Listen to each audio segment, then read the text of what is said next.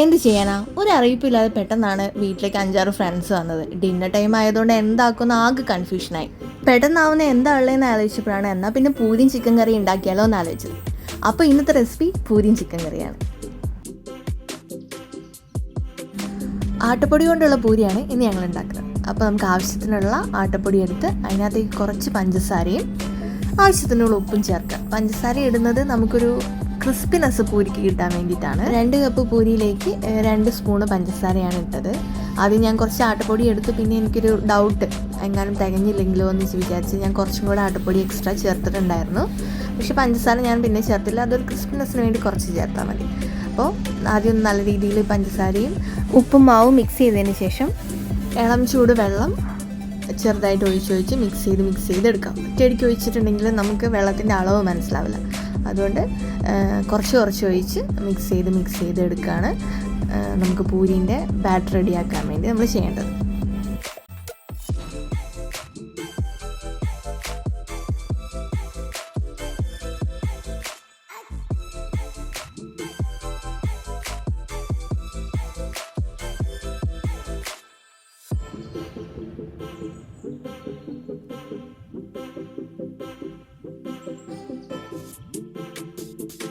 പൂരിക്കുള്ള മാവ് ഏകദേശം റെഡിയാണ്.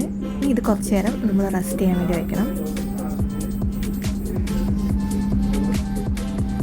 അപ്പം നല്ലോണം കുഴച്ചപ്പോൾ തന്നെ മാവ് കുറേ സോഫ്റ്റ് ആയിട്ടുണ്ട് കേട്ടോ. ഇനി കുറച്ച് റെസ്റ്റ് ചെയ്യാൻ വെച്ചിട്ടുണ്ടെങ്കിൽ ഒന്നും കൂടെ അത് സോഫ്റ്റ് ആയിട്ട് കിട്ടും. പൂരി മാവ് സെറ്റ് ആകുമ്പോഴേക്കും നമുക്ക് ചിക്കൻ കറിക്കുള്ള വെജിറ്റബിൾസ് അറിയാം. ഈസി ആയിട്ട് കുക്കറിൽ വെച്ച് ഉണ്ടാക്കുന്ന ഒരു ചിക്കൻ കറി ആട്ടോ ഉണ്ടാക്കുന്നത്. അതിന് വേണ്ടത് ഉള്ളി, തക്കാളി, പച്ചമുളക്, ഇഞ്ചി, വെളുത്തുള്ളി, പിന്നെ കുറച്ച് പുതിനയിലും കൂടെ ചേർത്തിട്ട് ഉണ്ടാക്കുന്നതാണ്. അപ്പോഴേക്കും നമ്മുടെ മാവൊക്കെ സെറ്റായിട്ട് വന്നിട്ടുണ്ട്. ഇനി അതിനകത്ത് ചെറിയ കഷ്ണങ്ങളായിട്ട് നമുക്ക് നമ്മൾ ചെറിയ പൂരിയാണ് ഉണ്ടാക്കാൻ ഉദ്ദേശിക്കുന്നത്. അപ്പോൾ അതിന് വേണ്ടിയിട്ടുള്ള പോർഷൻസ് ആദ്യം മാറ്റി വയ്ക്കുകയാണ്. എന്നിട്ട് അത് നല്ല രീതിയിൽ ബോൾ പോലെ ഉണ്ടാക്കി എടുക്കുകയാണ്.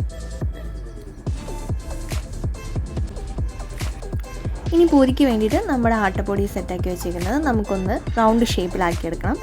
ആട്ട പരത്തുന്നതിന് മുന്നേ നമ്മൾ കുറച്ച് ആട്ടപ്പൊടി അതിനകത്ത് ഇട്ട് കൊടുത്തിട്ടുണ്ട്. അത് ഇടുമ്പം ഇത് ഈസി ആയിട്ട് പരന്ന് കിട്ടാൻ വേണ്ടിയിട്ടാണ് അത് ചെയ്യുന്നത്.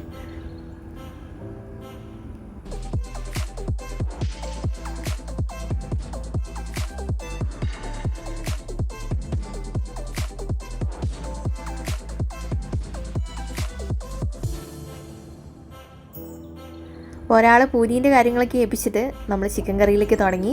ആദ്യം ചിക്കൻ ചെറുതായി കട്ട് ചെയ്തിട്ട് ഈ വെജിറ്റബിൾസ് എല്ലാം നമ്മൾ കുക്കറിനകത്തേക്ക് ഇട്ട് കൊടുക്കുകയാണ്, പുതിനയും മല്ലിയിലയും ഒഴികെ. ആ സമയം കൊണ്ട് പൂരി ഏകദേശം എല്ലാം പരത്തി കഴിഞ്ഞിരിക്കുന്നു. ഇനി ഇതിനകത്തേക്ക് നമുക്ക് ആവശ്യമുള്ള മസാലകളൊക്കെ ചേർക്കണം. നമ്മൾ ഇഞ്ചി, വെളുത്തുള്ളി, പച്ചമുളക് മിക്സിയിലൊന്ന് ക്രഷ് ചെയ്തെടുക്കുക ചെയ്ത്, അപ്പോൾ ഒരു എക്സ്ട്രാ ടേസ്റ്റ് വരും. സൺഫ്ലവർ ഓയിലാണ് പൂരി ഉണ്ടാക്കാൻ വേണ്ടി യൂസ് ചെയ്തേക്കുന്നത്. എണ്ണ നല്ലോണം തിളച്ച് വരുമ്പോൾ നമ്മൾ ഓൾറെഡി പരത്തി വെച്ചേക്കുന്ന പൂരി ഇതിനകത്തേക്ക് ഇട്ട് കൊടുക്കുക. പൂരി നല്ലോണം പൊന്തി നല്ല റൗണ്ട് ഷേപ്പിൽ വന്നിട്ടുണ്ട്. ഇങ്ങനെ റൗണ്ട് ഷേപ്പായിട്ട് കിട്ടാൻ നമ്മൾ പ്രത്യേകം ശ്രദ്ധിക്കേണ്ടത്, ഒന്ന്, എണ്ണ നല്ലോണം ചൂടായിരിക്കണം. രണ്ടാമത് നമ്മൾ മാവ് കുഴയ്ക്കുമ്പോൾ അതിനകത്ത് ചേർക്കുന്ന വെള്ളത്തിൻ്റെ അളവാണ്. അത് കൂടിയാലും കുറഞ്ഞാലും പൂരി നന്നാവാൻ ചാൻസ് ഇല്ല. പൂരി ആവുന്ന സമയം കൊണ്ട് നമുക്ക് ചിക്കനിൽ ആവശ്യമുള്ള മസാലകളൊക്കെ ചേർത്ത് വേവിക്കാൻ വയ്ക്കാം.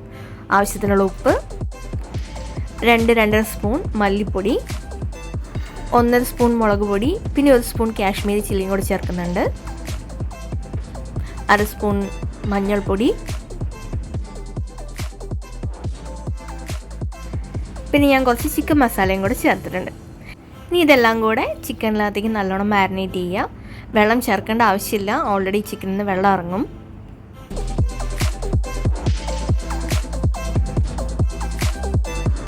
ഒരു 2 ടേബിൾ സ്പൂൺ കോക്കനട്ട് ഓയിലും കൂടെ ഒഴിക്കുന്നുണ്ട്.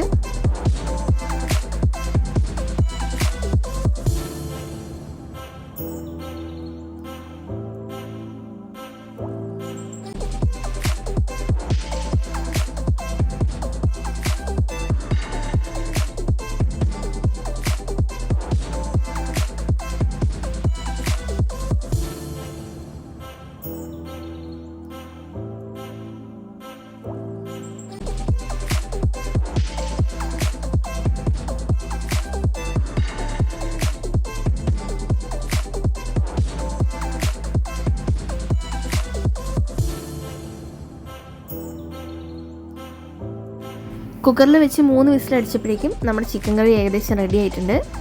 നല്ല കളറുണ്ട്. കാശ്മീരി ചില്ലി ചേർത്തുകൊണ്ടാണ് ഇത്ര കളർ കിട്ടുന്നത്. അതിന് മുകളിലേക്ക് നമ്മൾ മാറ്റി വെച്ച് പുതിനയിലയും മല്ലിയിലയും കൂടെ കട്ട് ചെയ്ത് ചേർക്കുകയാണ്. മാക്സിമം പോയ ഒരു 1 മണിക്കൂറിനുള്ളിൽ തന്നെ പൂരിയും കറിയൊക്കെ നമുക്ക് റെഡി ആയിട്ടുണ്ട്. പെട്ടെന്ന് കുറച്ച് കൂടുതൽ ആൾക്കാർ നമ്മുടെ വീട്ടിലേക്കൊക്കെ വന്നു കഴിഞ്ഞാൽ നമുക്ക് പെട്ടെന്ന് ഉണ്ടാക്കി കൊടുക്കാൻ പറ്റുന്ന ഒരു വിഭവം കേട്ടോ ഇത്. എന്നാൽ ടേസ്റ്റി ആണോ എന്ന് ചോദിച്ചാൽ ടേസ്റ്റിയാണ് താനും.